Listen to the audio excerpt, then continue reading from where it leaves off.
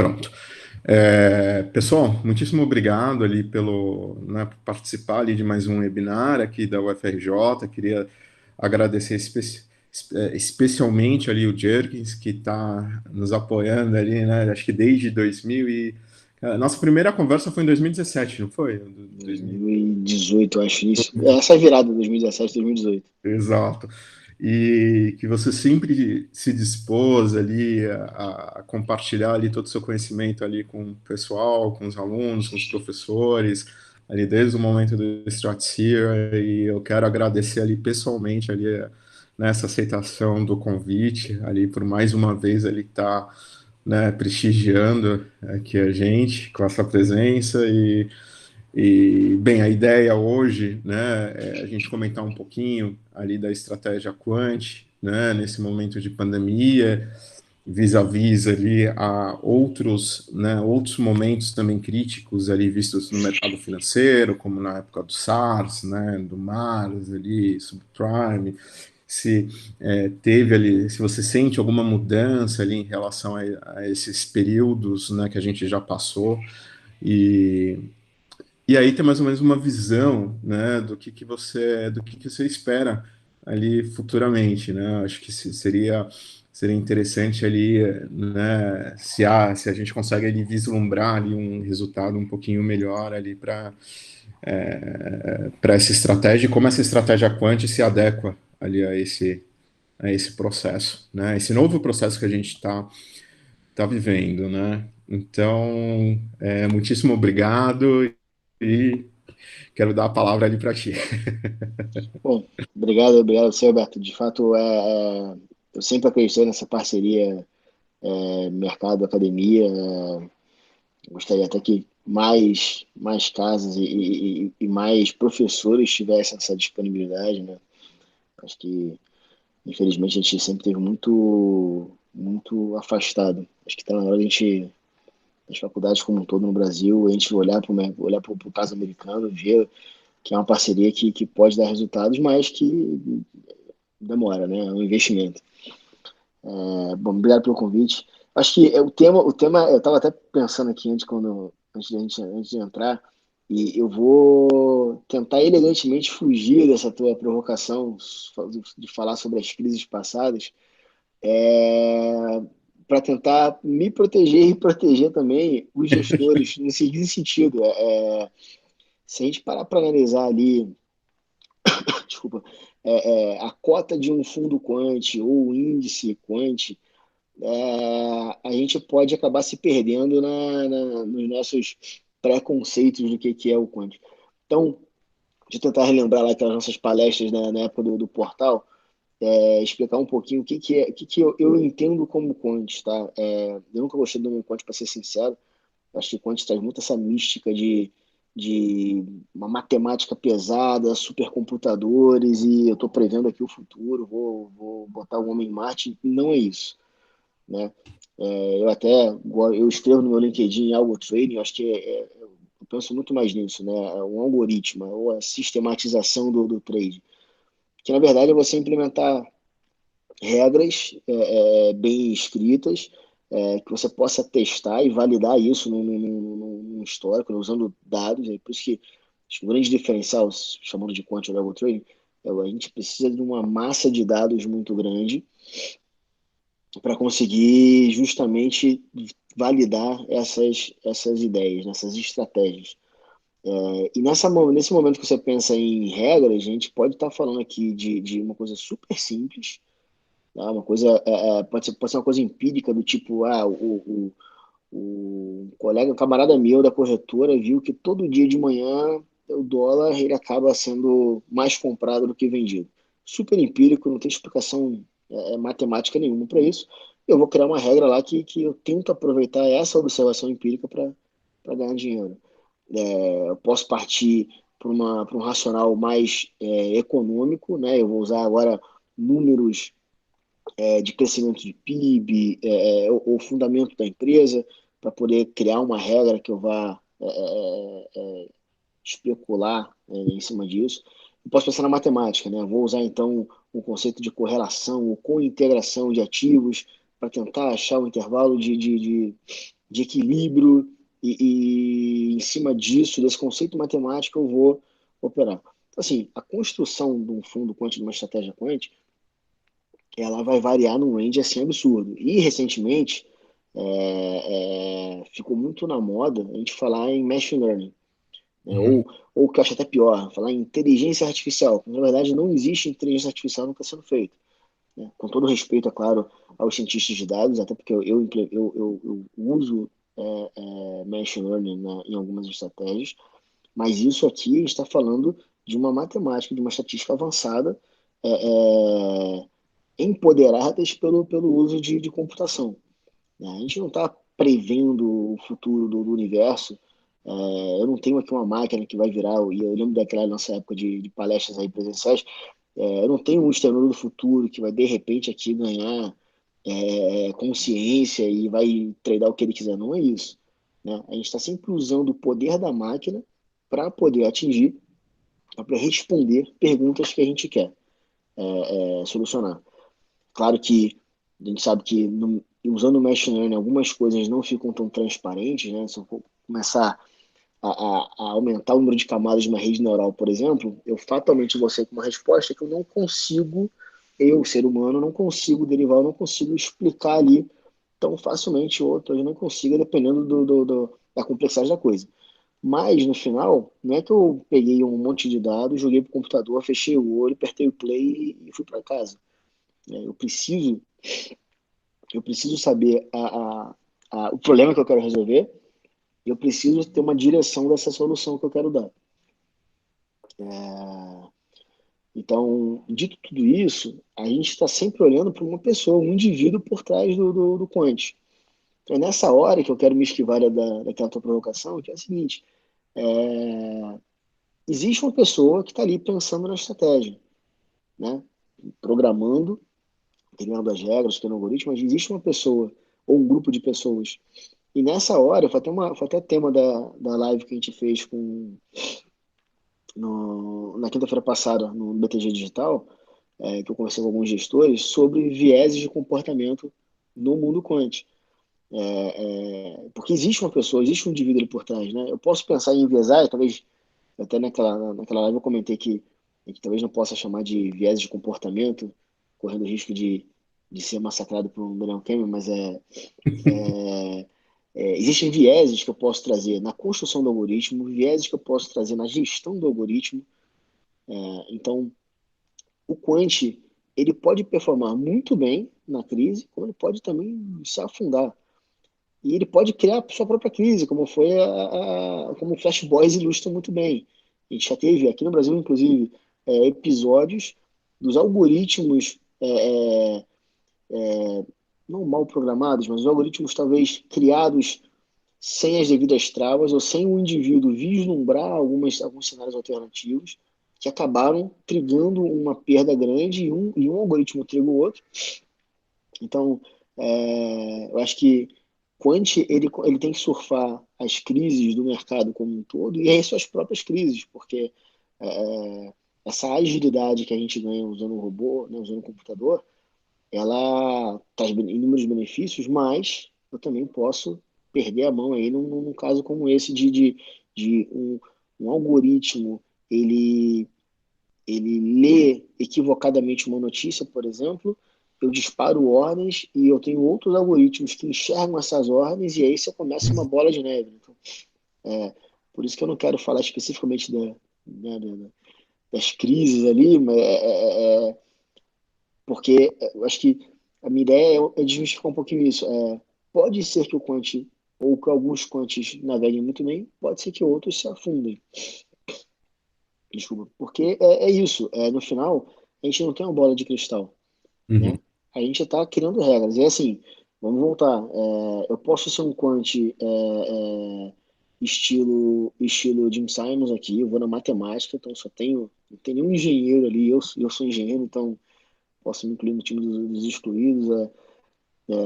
Vou só colocar matemáticos e físicos aqui agora para derivar, para usar o movimento das partículas subquânticas para aproximar o mercado. Ou eu posso pegar economistas que vão me trazer toda essa fundamentação macroeconômica e eu vou criar regras para traduzir aquilo. E aí alguém pode perguntar, pô, mas qual é se eu não vou usar o matemático ou o físico, qual é a graça de ser quant? A graça, a gente volta para essa questão dos vieses. É eu conseguir eliminar a subjetividade, ou pelo menos reduzir a subjetividade que o indivíduo traz para o jogo, né? É claro que eu posso trazer vieses na construção do algoritmo, mas uma vez que eu consiga definir uma regra, vamos dizer, toda anúncio de cupom, eu quero, sei lá, vender dólar. Não importa, porque eu vou levar o cupom. Se eu criar essa regra, o algoritmo vai respeitar essa regra na risca. Não importa se o mercado está dizendo que o cupom vai para o outro lado, não importa se o mercado está dizendo, se eu tenho outros indicadores dizendo que era para vender a dólar, não comprar, a regra vai ser respeitada. Isso para o bem e para o mal, óbvio, mas assumindo que um backtest foi feito, né, que a gente validou essa estratégia, qual é a vantagem do Quant? Eu não tenho uma interferência humana, né? Eu não tenho a minha dúvida. É uma coisa até que um dos gestores comentou na live, que né, o algoritmo não briga com a namorada, não fica de mau humor, não deixou de dormir por causa do filho. E é isso, você está sempre fazendo uma análise bastante fria daquela situação. E claro que tudo tem lados positivos e negativos. Por outro lado, a gente pode pensar o seguinte: e se o seu algoritmo foi criado com cenários que não contemplavam o atual? Eu acho que essa pandemia ela ilustra bastante isso. A gente nunca tinha visto tamanha queda em tão pouco tempo e uma recuperação mais forte ainda. E aí, você previu isso? E não é trivial a gente conseguir prever esse tipo de coisa ou criar cenários alternativos. Até posso falar um pouco mais sobre isso, mas e se a sua estratégia foi testada nesse cenário atual? Provavelmente não. E aí, o que fazer? E é nessa hora que, por outro lado, a interferência humana pode ser benéfica. Eu leio que eu estou entrando num cenário que eu nunca vi, então eu desligo. É claro que você pode também fazer um super trabalho de gestão e criar essas regras, né, Uhum. automatizadas. E, de novo, agora que não tem certo ou errado, é um pouco de estilo de cada casa quântica. Você pode tentar imaginar os maiores parâmetros para você poder colocar na sua gestão, ou você pode ter o dedo ali do indivíduo, botão do pânico, para poder desligar. Então, por isso que é muito complicado a gente pensar como é que o quant se comportou? Depende de que quant. Ele é um quant matemático, e até eu não curto muito essa segregação, porque parece muito, e de fato um pouco de bullying por parte do Marcos Lopes de Prado, né? Foi o quant do ano passado, um matemático brilhante, mas ele está sempre ali alfinetando a galera da economia. Mas você tem uma abordagem quant mais matemática, uma abordagem quant mais empírica, mais econômica, dependendo de como você se definir, você vai ter uma configuração diferente que funciona melhor para você. Então, por isso que quant funciona bem? Depende. Depende do tipo de quant, depende da abordagem que está sendo feita. Mas uma coisa que eu queria deixar claro era que o quant não é essa bola de cristal que consegue prever o que vai acontecer, que consegue navegar em qualquer cenário. A gente pode pensar uma coisa que é muito, muito utilizada, que são né, o Alternative Risk Premium. Então, eu tenho diversos fatores buscando esses prêmios de risco. Esse é um tipo de estratégia que, se você não construir direito, você pode afundar junto com o mercado. Uhum. Você estou buscando um momento, estou apostando nas empresas que têm velho, dependendo dessas rotações durante a crise, você quebra o seu fundo. Então, e é uma coisa que agora, ressaltando o que o Marcos vai vir falando esse ano principalmente, que eu concordo muito com ele, o qual é que foi um pouco do ciclo do Quant, né? A gente veio com essa parte de matemática, aí surgiu o Machine Learning, o uso mais intenso de Machine Learning, e as pessoas pareciam muito preocupadas em fazer forecasting. Vamos prever para onde vai o preço da Petro, vamos prever para onde vai o preço do dólar. Quando, na verdade, as pessoas deveriam se preocupar no nowcasting, né? Ao invés de você tentar fazer modelos mirabolantes para prever o que vai ser amanhã, por que você não leu hoje e usa essa informação de hoje para conseguir ter mais informação útil para o seu algoritmo? Isso eu acho bacana, acho que um pouco do que você tinha perguntado sobre o que é diferente. Eu acho que o que é diferente hoje é que a gente tem muito mais acesso a dados do que a gente tinha no passado. Uhum. Não que seja barato, não que, infelizmente, um aluno da faculdade consiga chegar agora e vou usar dados alternativos, vou usar séries de preços. Infelizmente, ainda não.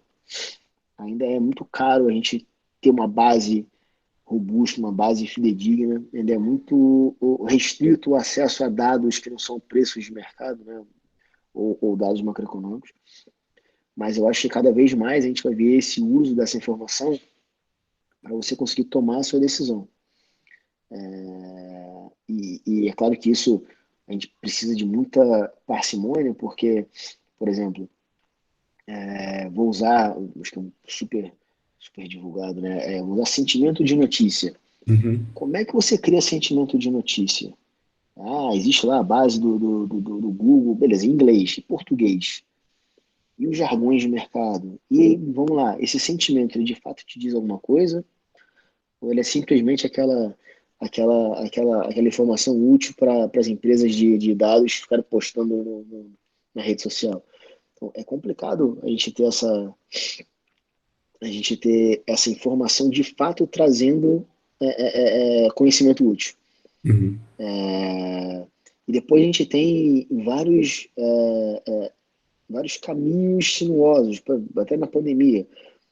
Tem vacina, não tem vacina? Vai ter remédio, não tem remédio? Acho que o caso da Moderna foi muito emblemático no sentido de por que a empresa divulga que teve resultado bom com 6, 8 indivíduos? E aí está sendo processado, depois ela fala que não, a gente fez isso para não ter um vazamento. E essa informação, a empresa subiu um caminhão de retorno, né? Aí está lá o CFO, o CEO desovando as ações que eles tinham na física no mercado, com base no que aparece, né, pelo jeito que está sendo o processo montado, com insider information. Mas e aí, como é que você conseguiria, você é um quant, como é que você consegue informação? Praticamente impossível. Uhum. Tinha que ter um cara insider de fato, lá do laboratório, para te dizer isso. Então, o uso de novas bases, essas chamadas alternativas, acho que é cada vez maior, vai crescer, é uma realidade, mas você, né, quem está começando nesse mundo tem que saber que isso é uma coisa bastante. Tem que ter muito cuidado. Uma coisa que pode ser muito perigosa, porque qual a sua fonte?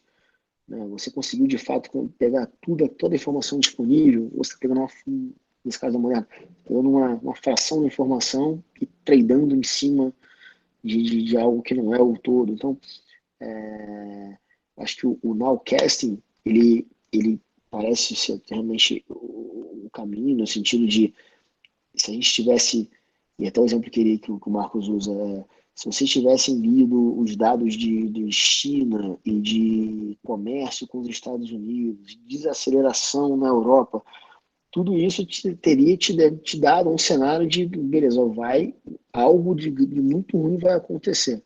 Claro que falar isso agora é muito mais fácil do que em fevereiro, né? É sempre mais fácil olhar para o retrovisor. Mas o ponto dele era, se você tivesse acesso a toda essa informação global, você talvez pudesse ter um modelo que não prevê nada. Ele simplesmente lê, ó, o que está acontecendo é isso. Faz muito sentido. Agora, você tem acesso a toda essa informação? Você de fato consegue é, é, ler em tempo real e a informação correta? Então, são esses desafios que eu imagino daqui para frente. Você fugir dos modelos, ou não só fugir, você melhorar os modelos estacionais quânticos, né? Vou fazer um momento, vou fazer um velho, vou fazer, não, usar matemática, mas você trazer para dentro da gestão menos interferência humana e mais essa parte de leitura de informação, leitura de dados, globais que te façam conseguir ter uma leitura melhor do cenário que você está vivendo. Acho que é um pouco isso. Legal. E agora fazendo uma nova provocação aí para você, então, em vista do que você acabou de propor, né, de expor na realidade, então, imagine o seguinte, né, a gente tem esses dados e quando há uma determinada entropia nesses dados, fazendo só uma analogia com a física ali, né, acaba gerando ali muitas vezes novos padrões, né? Então tem ali, digamos assim, até um certo herd behavior, né? Um comportamento manada, porque todo mundo olha aquele padrão, pô, legal, bacana, tá ganhando, vamos todo mundo partir para ele. Então, e acaba esquecendo ali muitas vezes do básico, né? E aí em cima em cima dessas situações que são fora de controle, né? Ou seja, a gente não situações epidemiológicas, né? Desastres naturais, né? Etc, etc. Né? Como é que como é que você recomendaria ali essa absorção, né? Ou pelo menos essa inclusão ali desses dados ali nos diversos modelos, ali ou nas diversas estratégias que são elaboradas? Mas acho que é uma parte complicada no seguinte sentido. Você simplesmente ler os dados hoje, eu acho complicado você conseguir inferir alguma coisa sem uma base comparativa. Acho que é nessa hora que essa parte de engenharia de dados se mostra tão importante no mundo quant. Você precisa ter essa mesma massa de dados hoje, mas trazida para um histórico relevante, de tal maneira que você consiga estudar no histórico essa relação entre elas. Uhum. Claro que aí é aquele disclaimer de fundo de investimento, né? Rentabilidade passada não é garantia de retorno futuro, mas você precisa pelo menos partir de algum tipo de relação passada para entender o que está acontecendo. Seja para você classificar um regime, seja para você poder antever,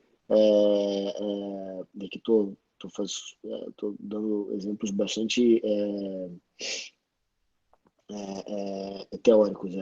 Você imagina que você, nos últimos 10, 20 anos, você conseguiu estudar uma relação entre aquelas variáveis. Se essa relação se quebra hoje, significa o quê? Você está entrando num regime desconhecido, você está entrando num regime que é benéfico, que é maléfico, não sei, mas você precisa ter essa comparação para conseguir tomar uma decisão. Tá. E aí, de novo, por ser quant, não é que você vai tomar a decisão correta. Você pode simplesmente, eu estudei aqui 50 variáveis, as maiores combinações possíveis na história. Concluí que agora eu estou numa combinação que eu não estudei. O que fazer? Apostar para um lado, apostar para o outro, desligar, manter tudo como está? Assim, a tomada de decisão continua sendo muito influenciada pelo indivíduo. Então, acho que tem muito de behavior aí nessa, dentro do quant nesse sentido. Eu quero ser apenas matemático, pode ser que eu não consiga modelar tudo. Tudo bem, a gente pode tomar a decisão de, na falta de modelo, não fazer nada. Não fazer nada, eu posso estar perdendo a oportunidade no mercado, então eu vou usar a experiência do indivíduo. Então, assim, acho que esse mix ele é saudável no long run. Tá? Claro que fatalmente o indivíduo vai errar, mas eu acho que eu sempre defendi muito essa parte desse híbrido. Longe de estar maldizendo quem é puramente matemático, mas eu acho que existe valor em você misturar a experiência do indivíduo versus o modelo versus a leitura dos dados, né, dessa parte de ciência de dados. Então, é um pouco isso que eu acredito. Vamos trazer novos dados, dados robustos para dentro da conta, Uhum. e vamos usar todo o poder do computador para poder avançar na matemática, mas sempre lembrando que existe uma experiência do indivíduo ali que pode também ser misturado para um modelo um pouco mais híbrido. Sempre vai ter também esse lado, né? O comportamento humano é muito importante, né? O julgamento ali humano é muito importante, né? Na hora de avaliar. Agora, Isso. uma terceira e última provocação ali. Você vê uma convergência entre sell side e buy side nesse ponto? De uma convergência. Eu acho que não, pelo seguinte, eu tenho grandes amigos na parte de sell side, mas é muito mais fácil você vender uma ideia quando você não toma risco próprio. Né? Então, o próprio não só a mesa proprietária, que é o meu caso, né? Acho que existem poucas no mundo, mas quando você pensa no gestor de um fundo, ele está usando o dinheiro do cotista, mas no final a renda dele também vem daquele dinheiro. Então, é diferente você criar um modelo para tomada de risco versus você criar um modelo para vender uma ideia. Então, eu acho que muito vai ser aproveitado nos dois lados, no sentido de novas tecnologias estão sendo implementadas tanto para o seu site quanto para o buy side, mas existe um investimento muito pesado nessa parte de dados, que aí vai depender muito do forte da casa.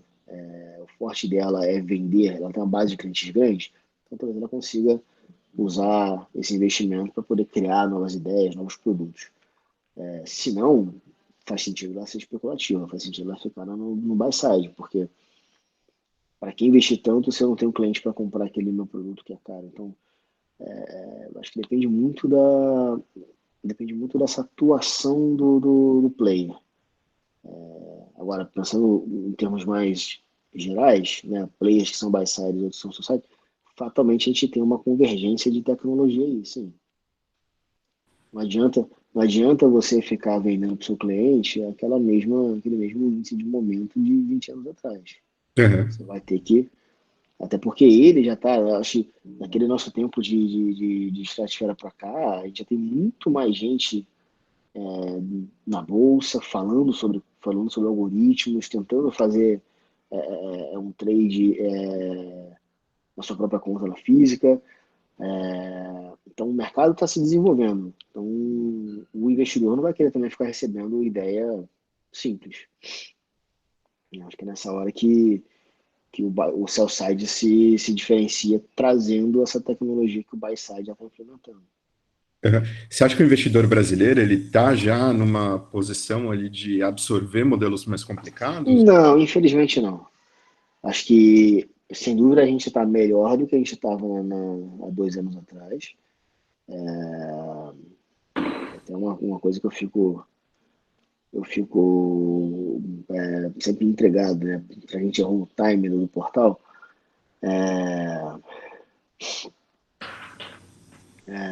Eu acho que parece que sim. Acho que hoje o mercado está falando mais, o mercado entende mais os fundos crescendo bastante de lá para cá. A gente tem novos players no mercado também divulgando e trazendo essa informação para o investidor. Mas eu acho que a gente está longe ainda do que é a realidade do mercado americano. Né? Que de fato as pessoas programam, entendem, e onde a academia consegue jogar junto, né? Formando a garotada para ser um investidor quant, para ser um analista quant. Então, eu acho que a gente está no caminho, mas ainda não é infelizmente, não é o que a gente deveria ver do mercado desenvolvido para quant. Fazendo então uma pequena analogia ali com a curva pandêmica, a gente está no início ali da montanha ali, né? A gente está no início, né? Eu diria que a gente está aí uns 5, 6 anos atrasado em relação ao que está sendo feito lá fora. Uhum. Acho que as pessoas que eu conheço, a grande maioria foi self-made ou buscou complementar a formação lá fora. Né? É por isso que eu sempre que eu posso eu participo dessas iniciativas que nem a sua, porque a gente precisa que a academia se empolgue, né? Sem dúvida, sem dúvida. E cada vez mais fechar esse laço, né? Tá tão solto ali nos. Sempre foi muito solto ali. Sim, E sim. quebrar essa resistência ali dos dois lados, né?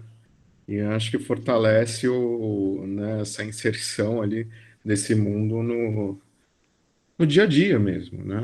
Isso, Em novas estratégias ali. isso. Então, eu vou começar a abrir aqui para perguntas ali do Claro. pessoal. Então, se vocês quiserem já colocar aqui as perguntas aqui no chat, pessoal, ou abrirem os respectivos microfones, iniciarem ali um bate-papo, vamos lá, essa é a hora.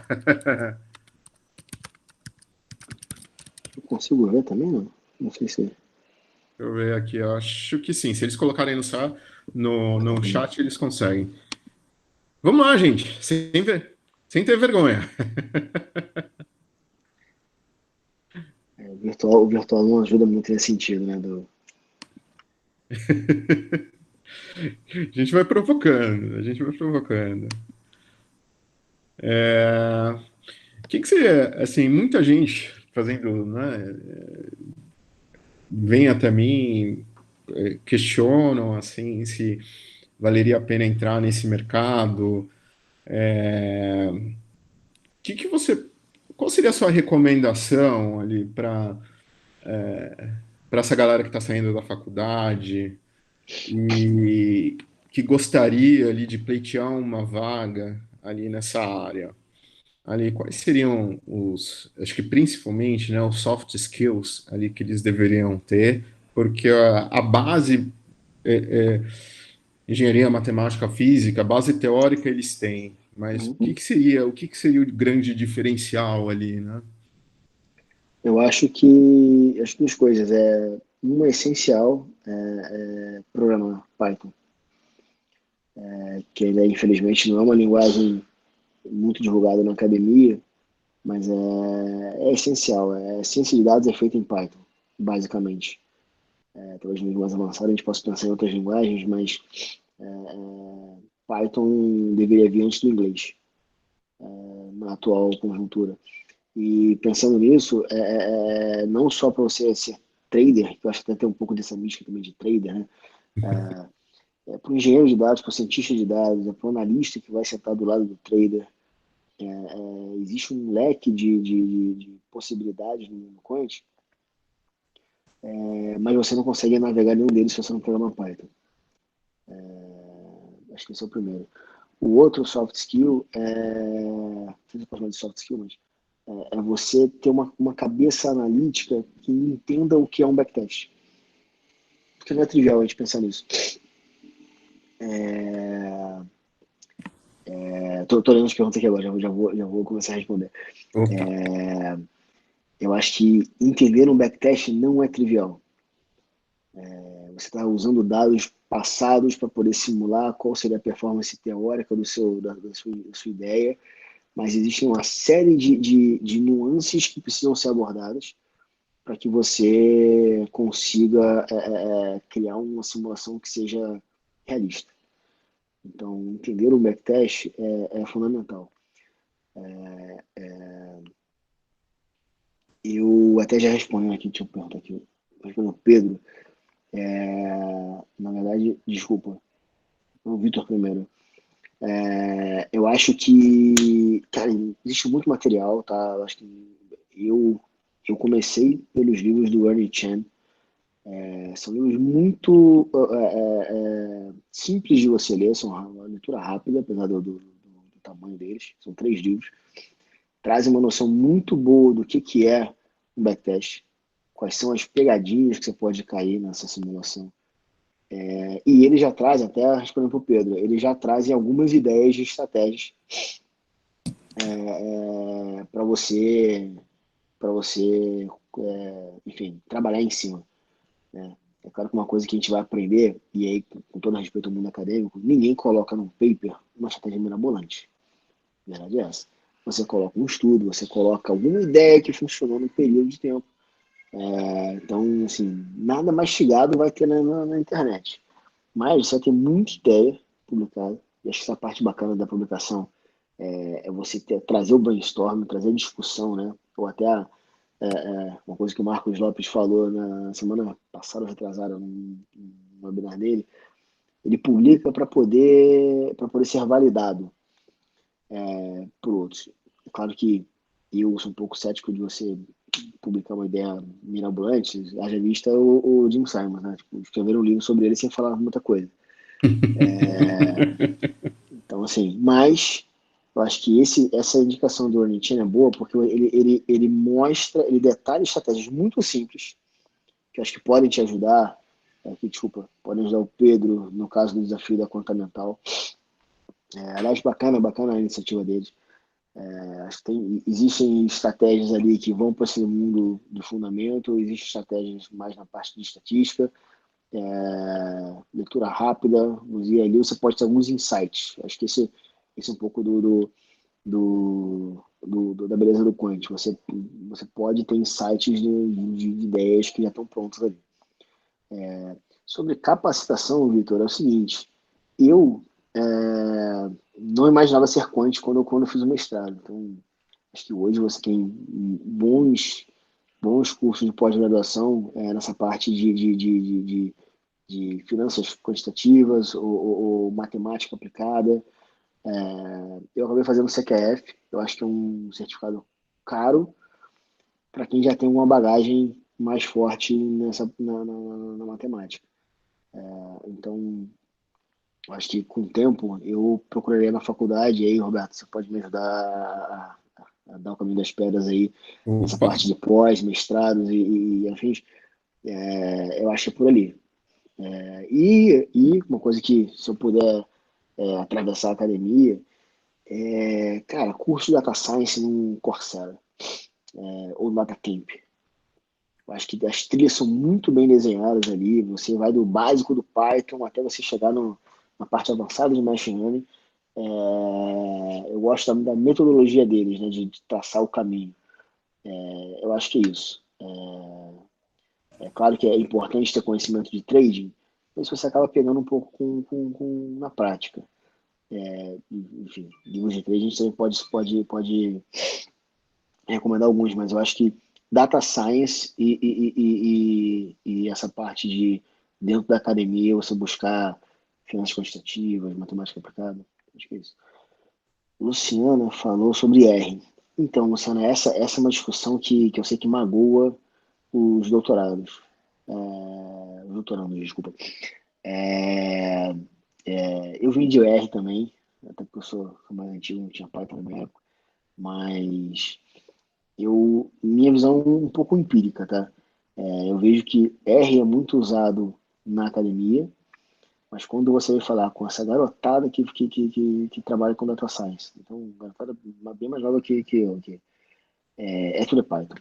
E uma coisa bonita do Python é que tem uma comunidade muito robusta, então você tem muita coisa criada, pública. Pronto, você não precisa reinventar a roda para fazer não, uma regressão. Tem uma biblioteca pronta para isso e já foi validada por 10 mil pessoas no globo inteiro. Então, o Python hoje, ele sem dúvida ele é mais usado que o R em Data Science. Eu acho que o R ainda tem algumas ferramentas muito mais fortes, né, de estatística. Pelo que eu converso e pesquiso, muito está sendo já traduzido para Python. Ou, na pior das hipóteses, eu acho que a solução foi brilhante de você fazer a chamada de R dentro do Python. Então, no final, o Python acaba sendo uma solução mais versátil, porque você tem bibliotecas prontas, você pode chamar o R, você tem a parte de user experience também muito mais simples. Então, não estou dizendo que você não possa ser quant usando o R, mas a sua vida seria mais fácil se você for migrar para o Python. Autor do nome dos livros, deixa eu tentar escrever aqui.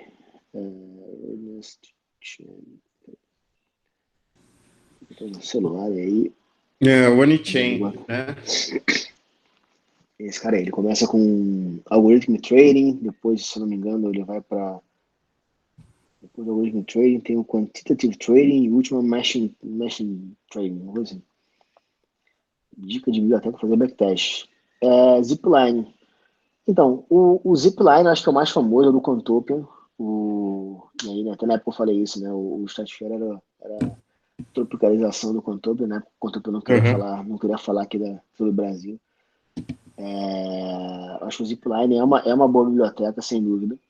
ela é fácil, a documentação dela é muito boa, e ela vai te trazer, ela vai te fazer sair de zero a não 100, mas a 90.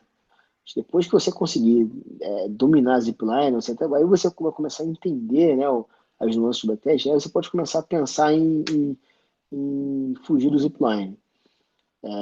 Existem soluções, existem algumas outras, duas outras soluções, nem todas são públicas, então eu acho que para esse começo, Pedro, zipline é o caminho. E assim, sinceramente, fazendo propaganda já do conteúdo, mas eu acho que eles têm uma biblioteca aberta, de uma base de dados aberta muito boa. É claro que é mais voltada para os Estados Unidos, mas acho que lá dentro você consegue fazer muita coisa. Talvez seja até vale mais a pena você pensar em usar o portal do que você tentar dissecar a zipline, por causa da base de dados, entendeu? E aí, gente, mais uma. Vamos lá. O Rodrigo falou aqui que é muito difícil colocar em produção. Sim, eu acho que existe uma facilidade no Python de você fazer o envio das ordens via fix. Então, de novo, tem muita coisa já pronta. Se você tiver paciência e curiosidade de pesquisar nesses GitHubs aí espalhados pela internet, você vai achar coisa pronta ou pré-fabricada para você conseguir sair do.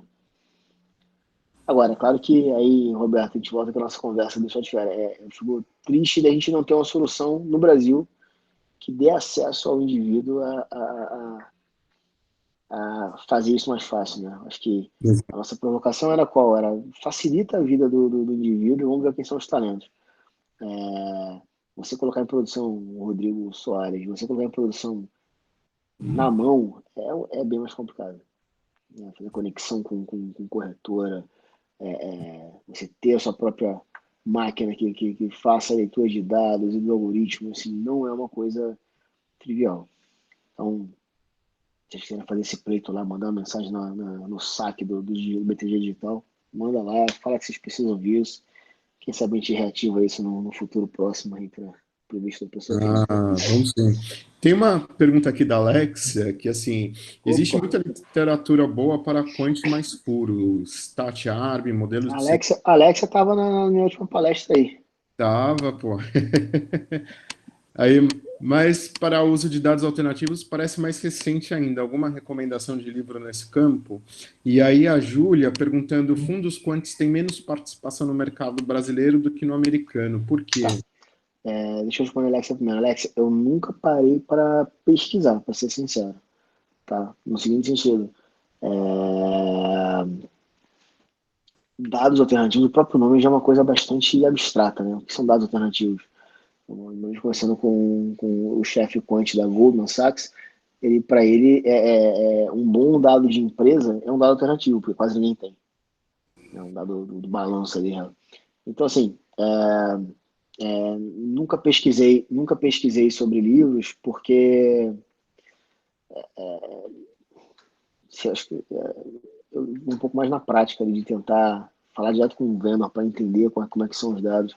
E aqui nessa parte eu acho que vai valer um pouco da sua criatividade. O que você acha que seria útil? O dado de volume de transação do cartão de crédito que a Visa ou que a Mastercard divulgam, se é que eles divulgam, não sei. O fluxo o fluxo no aeroporto, o preço do frete marítimo no Oriente Médio. Então, assim, são coisas que eu acho que é um leque muito, muito abrangente. Então, eu até vou dar uma pesquisada e te passo depois. Passo para o professor Roberto e peço para ele, mas assim, nunca parei para pesquisar um livro sobre dados alternativos. Interessante. Júlia, por quê? Pelo seguinte, o mercado brasileiro não é desenvolvido. Então, não estou falando mal de ninguém. O mercado que tinha o CDI alto como a gente tinha, né? Para que você vai desenvolver novas alternativas de investimento? Era só botar no CDI. Né? Você comprava lá um título público e sentava nele e ganhava lá 15% ao ano. Agora, com juros nesse nível que a gente chegou, com a perspectiva futura de juros, Aí sim a gente está chegando no nível americano, que as pessoas, né, como um todo, precisam buscar alternativas para ter uma rentabilidade relevante. Senão você vai ganhar 0,5%, se não zero, se não negativo ao ano. Então, é nesse momento que eu acho que a gente estava diferente deles, né? E aí, dados públicos, né? Olha o tamanho da poupança brasileira, né? Qual o volume financeiro investido em poupança versus fundos multimercado e fundos de ação, sem ser quanti. Então, isso é um pouco da característica do nosso mercado. Uma outra coisa que atrapalhou, e é uma coisa que eu já conversei muito com gestores, era que ali no boom ali de 2007, 2008, os quantos até estavam andando direitinho e captando, ainda era uma época que todo mundo queria se vender como uma black box, não, eu sou uma caixa preta, não, eu faço ciência, eu faço uma mística aqui que eu não posso compartilhar com ninguém. Isso funciona muito bem quando você ganha dinheiro. Depois que você começa a perder dinheiro, ou andar de lado, né, perder do benchmark, todo mundo começa a questionar, pô, por que eu botar meu dinheiro num fundo que eu não sei o que faz? Então, acho que esse misto, né, de mercado não desenvolvido com uma falta de transparência dos fundos fez com que a gente tenha essa falta atual. Agora, ela vem melhorando e a expectativa é que a gente consiga aí, nos próximos anos, chegar no nível americano, por exemplo. Desculpa, high Aí frequency. o Gustavo, O high frequency, desculpa. Tô ele lendo aqui. pergunta sobre estratégia de high frequency, né? Se essa estratégia reduz a volatilidade de mercados e se isso pode também reduzir ali a oferta de emprego no mercado financeiro. Cara, Thiago, como é uma pergunta bastante sobre opinião, eu posso falar, não acredito não, sinceramente. Porque depende muito de como você constrói a estratégia, tá? É, é, voltando para o Flash Boys lá, acho que a leitura é super recomendada. Você pode, inclusive, piorar a situação de volatilidade do mercado, né? Quando você tem lá fundos que se utilizam de high frequency para poder tentar operar em cima da ata do Fed. E aí ele faz uma leitura errada e acaba trazendo uma movimentação totalmente errônea, o high frequency não ajudou em nada a volatilidade, só piorou. Então, assim, minha opinião é que não ajuda a reduzir. Talvez não piore, mas não ajuda a reduzir. Se isso reduz a oferta de emprego no mercado financeiro, não, e sinceramente, essa é até uma pergunta que eu vou expandir um pouco ela, não só high frequency, mas como quant como um todo. O quant não vai reduzir a oferta de emprego no mercado financeiro. É por isso que eu sempre acredito muito no híbrido. A gente vai continuar precisando do indivíduo que programa, do indivíduo que cria a estratégia, que talvez mude. Isso, de fato, a gente já viu algumas notícias no Financial Times falando sobre como é que na Goldman ou no UBS lá fora a gente teve uma mudança da característica do trading floor, né? Você tem menos economistas, menos engenheiros, mais talvez matemáticos e programadores. Então, eu acredito que possa mudar com o tempo a característica do indivíduo que está, né, da pessoa que está no mercado financeiro, mas não reduzir a oferta. De novo, a gente não está caminhando para um cenário caótico de extremando do futuro, né? A máquina não vai acabar com a nossa vida. Essa é a minha opinião, tá? Acho que a gente tem, se você pesquisar, você vai ver diferentes artigos dizendo um pouco do meu linha, um pouco dizendo um pouco o contrário, né? Aqui, obrigado. Acho que eu matei todas, Roberto.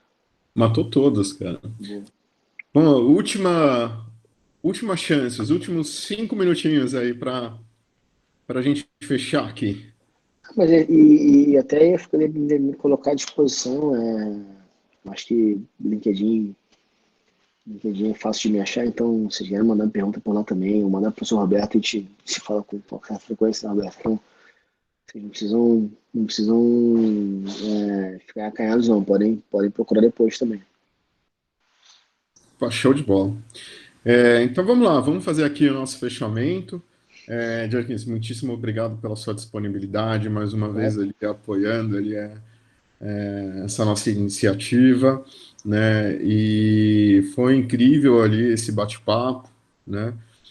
Espero que o pessoal também tenha gostado e eu vou disponibilizar ali, né, essa gravação ali via YouTube ali para Uhum, vocês, tá? perfeito. E vamos alavancar ali esse conhecimento ali da área de algo trading. Bacana. Tá bom, gente? Obrigado. Beleza. Muito obrigado. E aí eu espero encontrá-los ali nos próximos webinars. Forte abraço, gente. Obrigado mais uma vez. Tchau, Obrigado, tchau. Jerkins. Tchau, Um abraço, tchau. tchau.